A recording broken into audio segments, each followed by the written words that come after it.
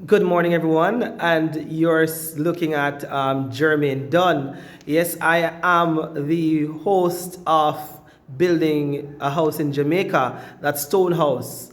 I know this is probably the first time that many of you are seeing me, see my face, to be exact.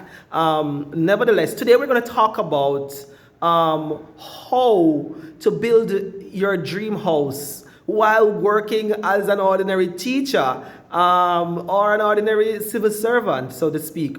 We're going to be looking at some of the ins and outs of the financial aspect. And so, before we go there, a little bit about my background. I am a teacher by profession. I do teach mathematics all the way up to the grade 12 level. I enjoy doing that. And so I am a technical guy, very technical in the things I do. I believe that my mindset is somewhat different from the majority because I don't like to think like the majority, yes? Because I am one of those people that firmly believes that riches is in the mind.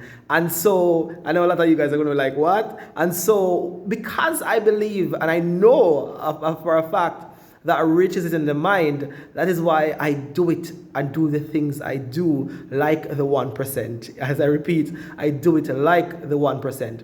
All right, so as I said, today I'm going to explore some ideas, some concepts, some core ideas behind how you can get your dream house built, just being a regular teacher, etc. Yes, or a nurse, a doctor, a lawyer, any of those professions, whatever you want to be. All right, it's a bit hot where I am right now, but let's try to explore all of this. All right, so as you know, guys, or you should know, is that building a house is no easy task. It is what I can consider to be a great struggle, an amazing struggle, a satisfactory struggle. You know, the satisfaction comes when you are close to the finish or at the finish. You're like, oh, this is what I am actually working for all this time. Now, one of the critical things, aspect about building a house is that people always don't know how they're going to deal with the financial aspects of building their house, their dream house, whatever you want to consider it. And I'm here to show you some concepts, some ideas, and to how you can achieve that in a smart way. All right? Because I said I like to think that my mindset is completely different from the majority, and so I look at things differently. So here we go. We begin by looking at a typical house. A typical house, guys, takes a few years to build if you're going to be building out of pocket. So like my house, I'm building out of pocket. I am not I haven't taken any loans. I haven't anything like that. I'm not no help from anybody. I'm just building it completely out of pocket. And this is how I'm doing it. Now, for one, you might be saying to yourself, hey, I only make $140,000 a month. Yeah? $160,000 a month, Jamaican dollars that is. And you're like, well, this can't be lows. Well, because you're going to have to save towards, that's a key word here. You're saying you're going to have to save towards getting enough money to acquire certain things. Well, guys, this is how I did it. One of the things you should do is simply this. When you can get the house done, but you're going to have to, when you're thinking about savings, you have to think about savings in a different way. You want to think about savings like an investment. I don't know, many of your mind may be like, what? Savings like an investment? This is what I do. I know you're all familiar with the word cost of living, and you all know that cost of living goes up every single year. So this year you put down $100,000. Say you're gonna buy a ton of steel next year. Well, by next year, the ton of steel is no longer $100,000. That ton of steel is now $110,000. You're like, whoa! Now I cannot buy the ton of steel because now I need $10,000 more because steel has gone up 10%. That's one idea. Another typical idea is that you're trying to build a house and you're like, all right, you have a $50,000 and you're like, okay, I can buy some cement, etc. And I'm like, You're like, okay, no, I'm not buy them yet. I want to buy them next year. And you say, all right, I'm going to put the money down. So lo and behold, you put the money down. And when you put the money down, what happened? Next year, cement price gone up. It's no longer $1,000 a bag of cement. It's now $1,035 for a bag of cement. And there you have it. So the price of cement would have gone up. And your money would be, the $50,000 you had would no longer be able to buy the amount of cement you could have bought at that year. So what do you do? Well, guys, what I do is I do smart saving investments. I would take that 50,000 or that 100,000 and I would invest it in an item that is that consumers love to consume. Yep. So I'm going to protect my money from inflation, cost of living. Yep. So that when next year, when I'm ready to buy it, I can buy it because that item that I'm going to buy it with is inflation protected and the price always goes up. And it's simple this. Rum.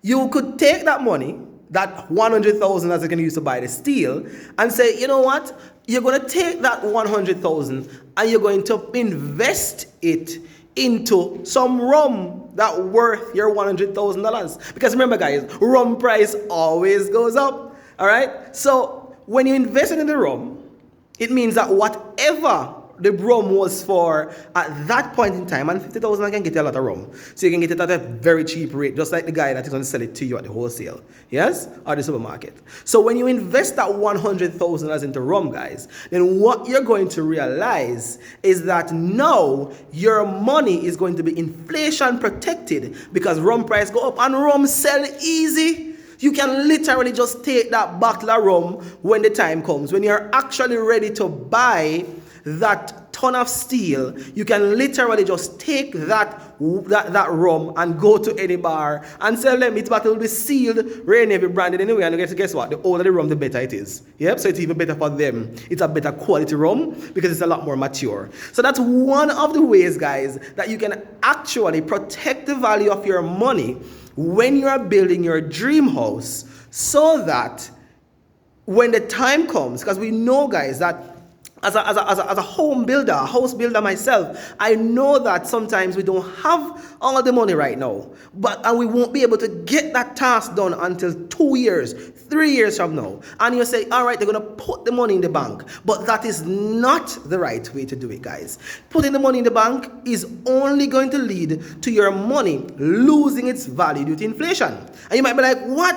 What is he talking about? Well, it's simple again. It's like this. If you put the money in the bank, cost of living is going up, / inflation. And in Jamaica, inflation is about an average 5% every year. So it means that if you put $100 in the bank, because you can't buy this ton of steel until the next 2 years or 3 years, yeah? If you put the $100 in the bank, for over the next, inflation is what we call, it's compounded. So over 3 years' time, you'll be losing somewhere about 16, 17%, around there, of the value of that $100. So the $100 could have bought a single steel, but you're going to have to put 16% about that more on it 3 years from then to be able to buy the steel. So as a result, you invest your money, like a wise guy do, in inflation protected items. Like rum, the law allows you to be able to keep a good amount of it, 125 liters to be exact, without a license. And there are many other things. So you can look out for the next video as I continue to teach you guys about how me and my mindset I'm being able to achieve constructing this dream house. As I said, I am who I am because of who I am becoming. Don't forget to like, subscribe, and share.